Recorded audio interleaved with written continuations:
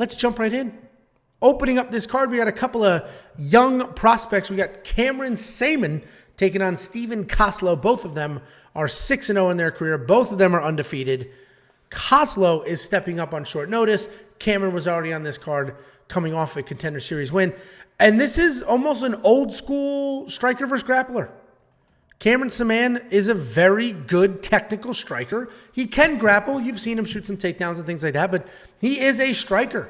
He has killer combinations, nice kicks. He's going to work in spinning attacks and, he's going to try to figure out your timing and then boom, take a shot, go from there. He's fast, accurate, relentless. Stephen Koslow is a grappler. He is stepping up on short notice. He's very aggressive with his grappling.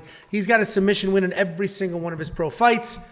What's nice about him, though, he's not desperate to get it to the ground. He'll take his time. He'll take a shot. He does have some striking. It's not great. There's not power, but the striking's there. He uses it to set a pace. Listen, Cameron probably wins this fight, right? He was already on the card. He's a very good striker. He can grapple. Why do you keep making that stupid face? Is that your face? I'm looking at myself making it, and it's like a funny face, so I keep looking at myself making it. Jesus Christ. Anyway. It's a long night. I'm not, sometimes we do this, and I'm like, Jacob's fun to hang out with. And other times are like today, where, yeah, exactly. So anyway, Cameron is probably going to win. He was already on the card. It's not short notice, has the striking, a little bit of grappling.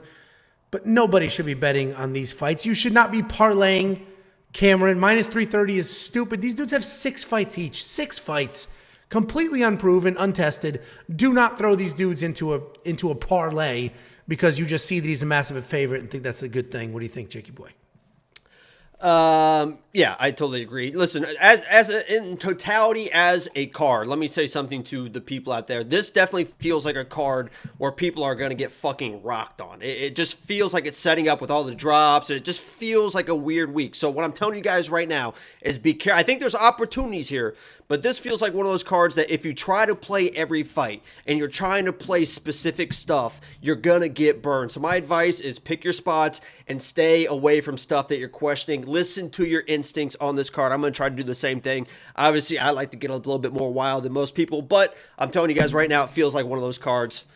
This feels like one of those fights on one of those cards, like Angelo alluded to. This feels like a weird fight because Steven is, he is I almost want to call him a jiu-jitsu nerd, but he's not like one of those like lay on his back. He's not desperate. He's a very aggressive grappler and short notice. First round, I could see him going all in on the grappling, and I think he's pretty live in the first round because of that. But as you mentioned, Cameron is kind of like the well-rounded, very technical dude. The thing that scares me, first of all, is I just see a quote right here. 16 hours ago, Dana White called Cameron Saaiman the future and wants him to prove it. Wants him to prove it during this fight. I don't know what he's seeing. I know he got that late finish in the Contender Series fight, but he looks like a very technical dude. But nothing really stands out, right? I think he's just going to kind of pressure forward, maybe win a decision, but I don't see a lot of power there. I don't see a lot of special stuff. And when I look at his opponents, I'm going to read a few names, okay? And you tell me that these don't seem like I'm being dead serious right now. Tell me these don't seem like made-up names, okay?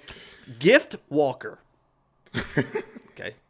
We have Rygaard Berger. Okay.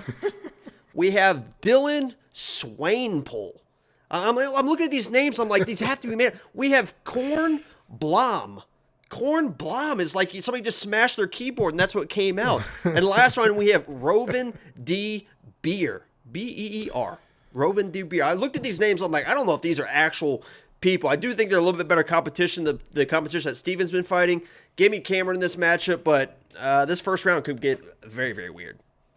Yeah, this is not a fight. Listen, the reason Jake and I actually talked about this weekend because we're up 51 units over the last 4 events.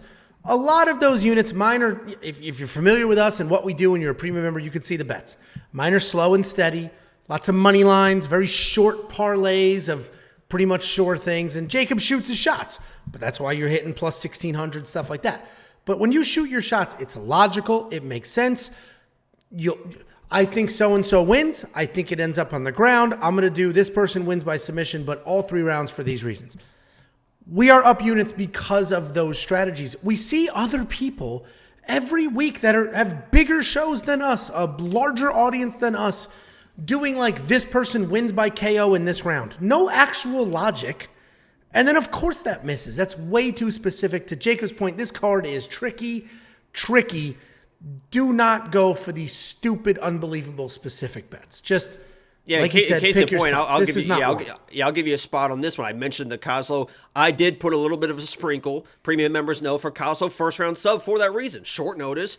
He's a submission guy. I think he goes in aggressive in the first round against a guy that's unproven. So that's the type of stuff we look for and we give to our premium members. And I like Angel said, week after week, I'm hitting plus 800s multiple times a weekend, plus 1200s, plus 4. Hey, Philip Rowe, my dude. Hey, plus 1400 finish, third round TKO for the lock of the week. Philip Rowe follows me on Twitter now. We're going places. Oh, he actually followed you? Good for you. $2 from Kim. Let's make some money. Thanks for all your hard work. Thank you, Kim. We have only 2 events left, and then we get to just do the live stream call-in shows and not this grind. Anyway, so we both are on the Cameron side. We both feel you should not be betting on this fight. Cameron at $9,300 in DraftKings. I feel like that's kind of a fade as well.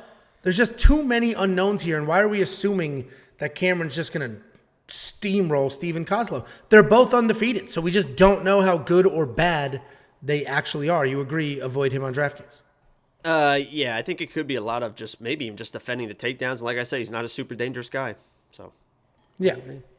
And then we mentioned no bets. Monkey Knife Fight 63-41. That's daily fantasy. You just say more or less in the strikes and you can make some real money there. But again, there's too many unknowns here.